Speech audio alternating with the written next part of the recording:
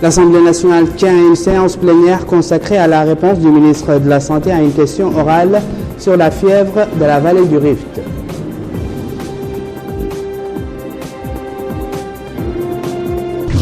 Des députés et des hommes politiques libyens signent au Maroc un accord parrainé par l'ONU prévoyant un gouvernement d'union nationale pour sortir le pays du chaos. Avant le développement de ces titres, nous ouvrons ce journal par le courrier du président de la République. Mohamed Ould Abdelaziz a adressé aujourd'hui un message de félicitations à son Altesse Cheikh Tamim Ben Hamed Al Thani, émir de l'État du Qatar, à l'occasion de la célébration de la fête nationale de son pays. Voici le libellé du message. Altesse et chers frères, à l'occasion de la célébration de la fête nationale de l'État du Qatar, j'ai le grand plaisir d'adresser à votre Altesse nos chaleureuses félicitations et nos meilleurs vœux de santé pour vous et même pour vous-même et plus de progrès et de prospérité au peuple qatari frère. Je tiens à renouveler à votre Altesse notre désir à poursuivre l'action visant à renforcer les relations fraternelles de coopération existant entre nos deux pays. Qu'Allah nous guide tous pour le bien-être de nos deux peuples frères et nos ummas arabes et islamiques. Le Conseil des ministres s'est réuni aujourd'hui sous la présidence de M. Mohamed Ould Abdelaziz, président de la République. Le Conseil a examiné et approuvé les projets de loi suivants. Projet de loi modifiant certaines dispositions de la loi numéro 2012-052 portant code des investissements. Le présent projet de loi vise à encourager davantage les investissements productifs à l'intérieur du pays à travers le renforcement des avantages douaniers et fiscaux accordés aux investisseurs pendant les phases d'installation et d'exploitation des projets. Projet de loi autorisant la ratification de la Convention arabe numéro 3 de 1971 relative au niveau minima d'assurance sociale. Le présent projet de loi a pour objet de permettre la finalisation de la procédure de ratification de la Convention arabe numéro 3 de 1971 relative au niveau minima d'assurance sociale. Projet de loi autorisant la ratification de la Convention arabe numéro 18 de 1996 relative au travail des enfants. Le présent projet de loi a pour objet de permettre la finalisation de la procédure de ratification de la Convention arabe numéro 18 de 1996 relative au travail des enfants. Projet de loi autorisant la ratification de la Convention arabe numéro 19 de 1998 relative à l'inspection du travail. Le présent projet de loi a pour objet de permettre la finalisation de la procédure de ratification de la Convention arabe numéro 19 de 1998 relative à l'inspection du travail. Projet de loi autorisant la ratification de l'accord de coopération dans le domaine de l'élevage signé le 2 septembre 2007 à Khartoum entre le gouvernement de la République islamique de Mauritanie et le gouvernement de la République du Soudan. Le présent projet de loi a pour objet de permettre la finalisation de la procédure de ratification de l'accord de coopération dans le domaine de l'élevage signé le 2 septembre 2007 à Khartoum entre le gouvernement de la République islamique de Mauritanie et le gouvernement de la République du Soudan. Cet accord vise le renforcement de la coopération entre les deux pays frères en matière de santé animale, de production animale, de développement de l'élevage avicole familial, ainsi que l'encouragement du secteur privé à mettre en œuvre des projets d'investissement communs dans le domaine de l'élevage. Le Conseil a également examiné et approuvé un projet de décret portant nomination du président du Conseil d'administration de la Société de construction navale. Le ministre des Affaires étrangères et de la coopération a présenté une communication relative à la situation internationale. Le ministre de l'Intérieur et de la décentralisation a présenté une communication relative à la situation intérieure. Le ministre des Finances a présenté une communication relative à la vente aux enchères publiques de superficie d'emplacement d'écoles déclassées. La présente communication propose la vente aux enchères publiques de superficie d'emplacement qui abritait 3 écoles déclassées de la carte scolaire.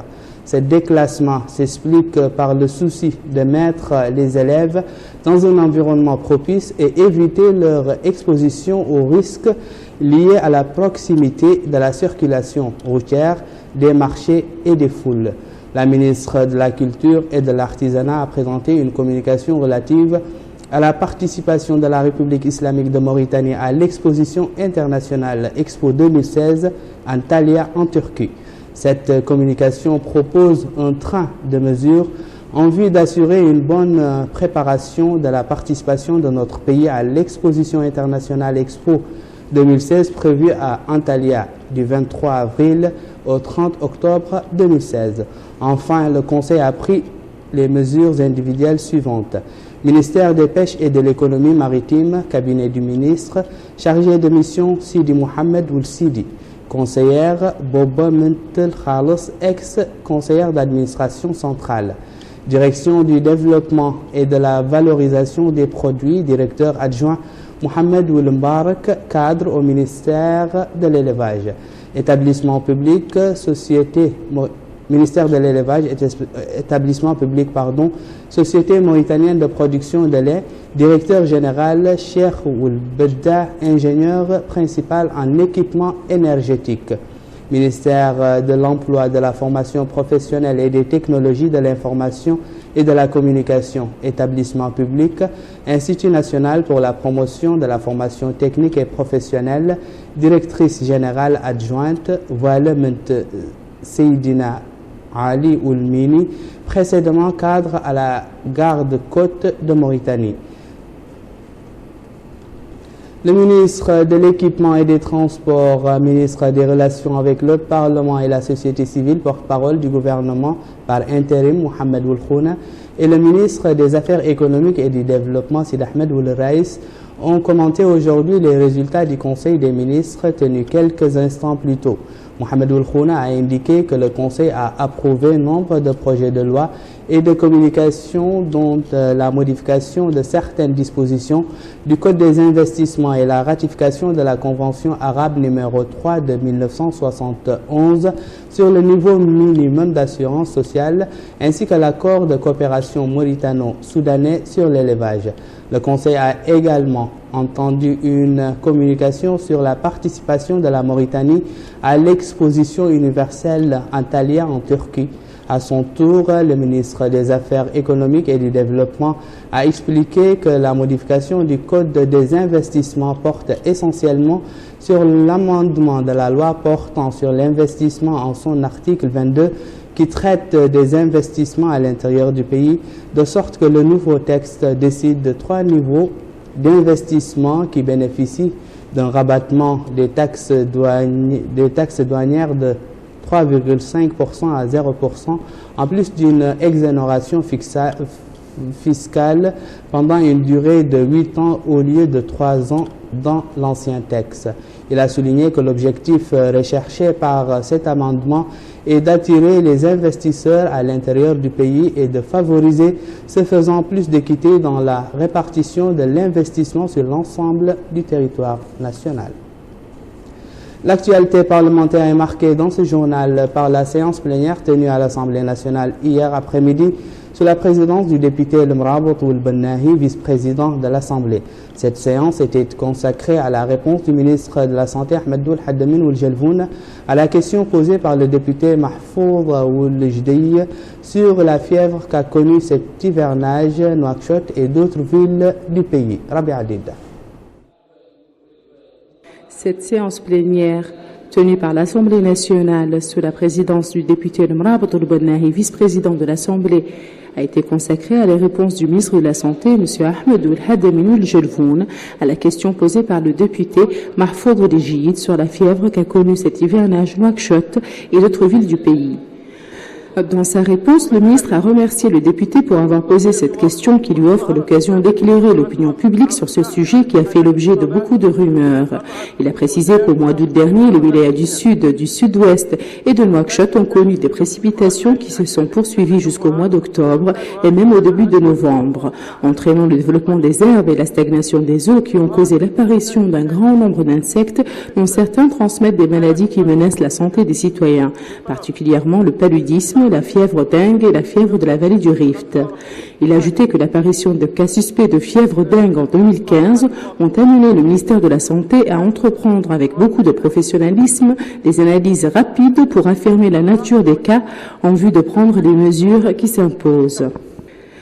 M. Ahmed Hademi Jelvoun a encore assuré que son département a été informé le 14 septembre 2015 de la présence d'un cas de fièvre dans le centre de santé de Maqta al-Hajar, en provenance de la commune de Tourkel, dans la Muqata'a de Moujriya, qui ressemble à la fièvre hémorragique, affirmant que le malade a été pris en charge et les résultats des prélèvements de son sang, qui ont été envoyés pour des examens biologiques, ont montré une présence récente du virus de la fièvre de la vallée du Rift. Il a souligné que la simultanéité de l'affirmation de cette maladie avec l'apparition de nouveaux cas à Nouakchott et dans d'autres Muqata'a ont confirmé en cette période la présence d'un début d'épidémie qui nécessite une intervention rapide. Le ministre de la Santé, M. Ahmed Hademi Jelvoun, a noté que les résultats des 187 cas qui ont été recensés ont montré la présence de 45 cas sûrs de la fièvre dengue dans les 9 Muqata'a de Nouakchott, dont 36 personnes sont guéries, et tandis qu'aucun décès n'a été enregistré. 35 cas sûrs de la fièvre de la vallée du Rift, dont 25 personnes guéries et 10 décès. Il a indiqué que, pour le malaria, 116 cas ont été enregistrés au cours de cette période. Le ministre a passé en revue les mesures prises par son département pour faire face aux différents cas de fièvre, ajoutant que les structures mises en place en 2014 ont été renforcées et le comité de vigilance redynamisé, ainsi que le suivi et le contrôle endémique au niveau des unités de référence et des centres de santé de Nouakchott. Le ministre a fait remarquer qu'après l'apparition de la fièvre du Rift, le président de la République, M. Mohamed Abdelaziz, a donné des instructions au ministère de la Santé afin de prendre toutes les mesures nécessaires pour faire face à cette maladie et éviter son évolution. La séance a été marquée par plusieurs interventions des députés qui se sont félicités des progrès qu'a connus le secteur de la santé depuis 2009. Il s'agit entre autres de la réalisation d'infrastructures de santé et de l'acquisition d'équipements sanitaires. Ils ont insisté sur la nécessité de l'importance de la maintenance de ces centres de santé. Les députés ont appelé au renforcement des capacités du personnel de santé. Nous restons à l'Assemblée nationale où la Commission des affaires islamiques et sociales a tenu ce matin une réunion sous la présidence de la députée Maïmouna Mentetaki pour l'étude de 2 projets de loi. Le premier est relatif à la société de l'information et le second à la cybercriminalité. Le gouvernement était représenté à cette réunion par le ministre de l'Emploi, de la formation professionnelle et d'éthique, Dia Mokhtar Malal. Au niveau du Sénat, la Commission des affaires islamiques et culturelles s'est réunie aujourd'hui sous la présidence du sénateur Sidi Mohamed Ould Talib Abdallahi, son président. Au cours de la réunion, la Commission a examiné un projet de loi abrogeant et remplaçant la loi numéro 97-021 en date du 16 juillet 1997 portant organisation et développement de l'éducation physique et sportive en République islamique de Mauritanie. Le gouvernement était représenté à cette réunion par la ministre de la Jeunesse et des Sports, Dr Koumbaba. Clôture aujourd'hui des travaux du séminaire organisé par le réseau des femmes parlementaires mauritaniennes avec la collaboration de l'Assemblée nationale et l'Union parlementaire internationale pour sensibiliser les parlementaires et la société civile sur la réalisation des objectifs d'égalité entre hommes et femmes. Au cours de cette rencontre, les participants ont eu à discuter plusieurs projets portant sur les conventions et les accords internationaux relatifs aux droits des femmes, à l'égalité entre hommes et femmes, au rôle des parlementaires dans l'application des conventions, ainsi que l'élaboration de la stratégie et la présentation du réseau des femmes parlementaires mauritaniennes et les défis auxquels il fait face pour réaliser ses objectifs. Babacar Ndiaye. Cette rencontre était censée outiller les femmes parlementaires mauritaniennes afin qu'elles puissent bien assumer leur rôle, notamment en ce qui concerne les questions d'égalité des genres. Les débats que nous avons menés ont ressorti l'engagement des femmes et l'expérience de nos sœurs de la Côte d'Ivoire, du Maroc, nous ont prouvé que, avec un engagement, avec une expérience avérée, que nous pouvons parvenir à nos objectifs, c'est-à-dire contribuer à un État de droit, à un État fort. Lors de la clôture de cette rencontre qui a duré 4 jours, ce ne sont pas les mots qui ont manqué pour saluer l'engagement des femmes parlementaires mauritaniennes. Il faut rester vigilante. Rien n'est jamais complètement acquis. Il faut être attentif et attentive aux autres. Il faut garder toujours à l'esprit les objectifs qu'on souhaite atteindre et ne pas oublier pour qui on le fait. Et on l'a entendu très souvent. N'oublions pas l'ensemble des femmes mauritaniennes, n'oublions pas les hommes mauritaniens que nous devons embarquer dans ce voyage. Vous êtes des femmes dynamiques, engagées. Et avec cette qualité, je vois en vous un réseau qui sera une réussite totale. Vous êtes des femmes braves. Et je sais qu'avec cet engagement et la solidarité que vous allez désormais créer au sein de votre caucus, ce caucus est plein d'espoir. Autre voix qui s'est inscrite dans le même sillage, c'est celle du vice-président de l'Assemblée nationale, le député Mohamed Oulam Ould Haj Cheikh Sedi espérait que cette rencontre puisse constituer un point de départ dans l'élaboration d'un plaidoyer sur les différentes questions qui touchent les droits des femmes mauritaniennes. L'ambassadeur du Qatar à Nouakchott, son Excellence Abdrahman Ali El-Kebsi, a organisé hier soir une cérémonie à l'occasion de la célébration de la fête nationale du Qatar. Était présent à cette cérémonie le ministre des Affaires étrangères et de la coopération Hamadi Ould Meimou, la ministre déléguée auprès du ministre des Affaires étrangères et de la coopération chargée du Maghreb arabe, des affaires africaines et des Mauritaniens de l'étranger, Mme Khadjetou Mbarak Fall, le secrétaire général du ministère des Affaires étrangères et de la coopération, Ahmed Mahmoud Ould Soueid Ahmed, en plus des représentants des corps diplomatiques dans notre pays, des parlementaires et d'autres personnalités.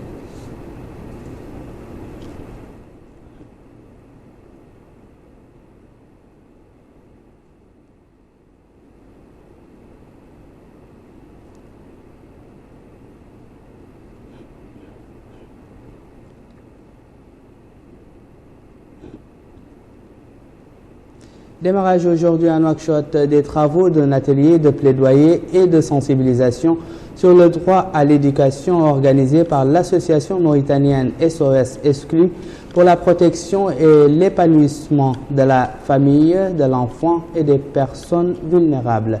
C'est un reportage de Melika Nakli. Une journée de sensibilisation et de réflexion sur l'éducation des filles, des enfants handicapés et la promotion de l'enseignement préscolaire est organisée afin que la loi 2001-054 portant obligation de la scolarisation de tous les enfants âgés de 6 à 14 ans soit appliquée. Cet espace de réflexion est organisé par l'ONG SOS Exclus en partenariat avec la plateforme de la société civile. Dans son allocution, le secrétaire général du ministère de la Communication en relation avec le Parlement et la société civile, M. Cheikh El-Bouassilia, rappelle que la quête du savoir est une recommandation de notre sainte religion, l'islam. C'est la meilleure arme contre l'obscurantisme et l'ignorance. Le secrétaire général demande à l'ensemble des acteurs de contribuer à lever les obstacles qui freinent la scolarisation des enfants, soulignant que ce droit reconnu permettra aux filles et enfants marginalisés par la vie, physiquement et socialement, de pouvoir lutter contre la pauvreté et la précarité. De son côté, la présidente de SOS Exclus, Mme Aïchetou Kamara, lance un appel. Le dispositif juridique a besoin d'être renforcé par des mesures d'accompagnement fortes et efficaces. Et à ce titre, j'interpelle tous les acteurs concernés à participer à l'action de plaidoyer que SOS Exclus voudrait mener afin que la loi 2001-054 portant obligation de la scolarisation de tous les enfants âgés de 6 à 14 ans soit appliquée. Le président de la plateforme des ONG, M. Mohamed Ould Sidi, souligne que l'éducation des filles est d'autant plus importante qu'elle leur permettra d'assumer leurs fonctions d'éducatrices et de mères, sachant qu'elle constitue un levier important du développement. Ce droit appliqué aux enfants handicapés et marginalisés est crucial car il leur permettra de se prendre en charge. Au menu de cette journée, le droit à l'instruction en islam et le rôle des parents, les facteurs de blocage dans la scolarisation des enfants handicapés et la création de comités de plaidoyer et de suivi de la loi 2001-054. Autre atelier qui a démarré aujourd'hui, c'est celui organisé par le ministère des Affaires économiques et du Développement par le biais de l'Office national des statistiques. Il s'agit d'un atelier de présentation des résultats de la rénovation et d'expansion de l'indice harmonisé des prix à la consommation en Mauritanie. Objectif, produire un indice des prix de consommation qui reflète le niveau général de l'évolution des prix dans notre pays et présenter les résultats obtenus au cours de l'année 2014 à partir de l'indice du prix à la consommation. Aminata Khan. Mesurer chaque mois le rythme de la hausse des prix dans notre pays, telle est l'utilité de l'indice national des prix à la consommation qui sert également à comparer l'inflation de notre pays avec celle des autres. L'objectif principal est de produire un indice des prix reflétant au mieux l'évolution du niveau général des prix. L'événement du jour, c'est la présentation des résultats de la rénovation et de l'extension de l'indice des prix à la consommation. Donc c'est un projet que nous avons entamé il y a environ 21 mois, qui comporte deux volets. L'actualisation des pondérations de l'indice à partir d'une enquête budget consommation que nous avons arrimée avec l'enquête sur les conditions de vie des ménages et PCV en 2014. Et le volet actualisation des prix de base qui a duré 12 mois, qui a couvert toute l'année 2014. Il s'agit là d'élaborer un indicateur de suivi de l'inflation qui reflète au mieux l'inflation qui subissent les ménages mauritaniens. Nous avons étendu la couverture de cet indice à d'autres agglomérations du pays, telles que Nouadhibou, telles qu'Ayoun, telles que Rosso, telles que Attar. Et c'est dans ce cadre que s'inscrit cet atelier de présentation du processus de mise en œuvre de ce projet ainsi que les résultats obtenus. L'occasion pour le chargé de mission au niveau du ministère des Affaires économiques et du Développement, Mohamed El Mokhtar ou Mohamed Yahya, d'indiquer que l'indice des prix à la consommation est un instrument qui revêt une importance toute particulière dans une économie moderne. Il poursuit en indiquant que sa pertinence résulte de la confiance accordée par les utilisateurs à cet important instrument dépendant de la qualité du suivi, mais également des mesures prises pour, d'une part, prendre en compte des changements majeurs intervenus dans l'économie susceptibles d'affecter la qualité de l'indice et d'autre part, répondre aux besoins et respecter les normes et recommandations de la communauté statistique internationale. Au cours de cet atelier national de diffusion des résultats du projet de rénovation et d'extension de l'indice du prix à la consommation, plusieurs exposés seront présentés aux participants. Exposés se rapportant à l'historique, à l'évolution, ainsi que des méthodes utilisées par les statisticiens. Les participants aux travaux de la session de formation pour le renforcement des capacités du staff de l'unité de gestion du projet pilote de complémentarité entre la Mahadra et l'école moderne, organisé par le ministère des Affaires islamiques et de l'enseignement originel en collaboration avec l'Organisation islamique pour l'éducation, la culture et les sciences et la Banque islamique de développement ont fait aujourd'hui, à l'occasion de la clôture de la session à Nouakchott, plusieurs recommandations, dont la nécessité pour la Mahadra et l'école de préserver chacune ses spécificités et d'appuyer les aptitudes de l'élève coranique en connaissances et talents indispensables, lui assurant l'accès au marché de l'emploi. Moussa Ndiaye. Attestations et autres références professionnelles ont été remises aux différents participants de l'atelier de formation pour le renforcement des capacités du staff de l'unité de gestion du projet pilote de complémentarité entre la Mahadra et l'école moderne, organisé par le ministère des Affaires islamiques et de l'enseignement originel en collaboration avec l'Organisation islamique pour l'éducation, la culture et les sciences, ISESCO, et la Banque islamique de développement, BID. Cet atelier a permis aux participants de partager leurs expériences en mettant l'accent sur l'importance de leurs recommandations. Clôturant les travaux de cet atelier, M. Isselmou Boulbaba, conseiller technique du ministère des Affaires islamiques chargé du dossier de l'enseignement originel, n'a pas manqué, dans son intervention, de préciser que leur département ne ménagera aucun effort pour mettre en exergue les différents thèmes qui ont été abordés au cours de cet atelier. Les résultats des exposés que les uns et les autres ont présentés sur la programmation, la planification, le suivi, évaluation ainsi que l'exécution ont permis aux participants de présenter un certain nombre de recommandations sur la complémentarité entre la Mahadra et l'école moderne. Il est à noter que l'enseignement arabo-islamique a connu un progrès remarquable sur le plan scientifique, pédagogique et administratif, à travers les efforts de plusieurs organisations, notamment les ESCO. Et nous réformons ce journal par l'actualité internationale sous forme de brèves et d'images avec Abdullah Damaba. En Libye, les représentants des deux parlements rivaux ont signé un accord pour sortir le pays du chaos. Ce texte, parrainé par l'Organisation des Nations Unies, est déjà contesté. Cet accord de réconciliation a été signé in extremis. Les représentants des deux parlements libyens ont poursuivi les négociations qui ont abouti et il a été retenu la création d'un conseil présidentiel autour d'une personnalité indépendante des deux assemblées. Il faut rappeler que la Libye est plongée dans une crise depuis la chute de Kadhafi en 2011. Les différentes factions qui s'affrontent au Yémen sont autour d'une table. Ces rencontres sous l'égide de l'Organisation des Nations Unies se déroulent au moment où un cessez-le-feu de 7 jours est entré en vigueur. L'objectif de ces pourparlers entre le gouvernement et les mouvements des Houthis et ses alliés est d'aboutir à une paix durable et mettre fin à un conflit qui n'a que trop duré. Devant près de 1400 journalistes russes et étrangers, le président russe Vladimir Poutine a pendant plus de 3 heures abordé plusieurs sujets, dont le rôle de la Russie dans la guerre en Syrie, la situation en Ukraine et l'état de l'économie et des libertés dans son pays. Sur la Syrie, le président russe est contre toute idée menant vers le départ du président syrien. Ce marathon devant la presse a pris fin après 3 heures 10 minutes de questions-réponses. C'est la fin de ce journal, le rappel des titres. Au cours de sa réunion hebdomadaire, le Conseil des ministres adopte plusieurs projets de loi, dont celui modifiant certaines dispositions de la loi portant code des investissements.